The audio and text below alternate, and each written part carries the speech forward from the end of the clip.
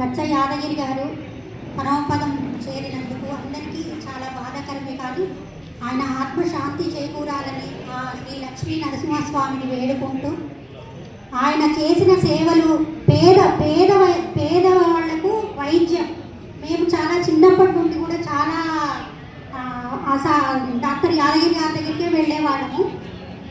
పేదవాళ్లకు చాలా వైద్యం చేయడము తక్కువ ఫీజుతో, లేదు అని అంటే ఒక్కోసారి ఫీజులు ఏమవుతూ లేదమ్మా మీకు మీ దగ్గర లేనప్పుడు ఫీజు లేకున్నా పర్లేదు అనేసి అలా కూడా చేసి ఈరోజు ఆధ్యాత్మికంగా వారి కుటుంబం మొత్తము ఒక దేశ సేవకు కానీ హిందూ సంప్రదాయానికి కానీ ఆధ్యాత్మికంగా మారడం చాలా గొప్ప విషయము.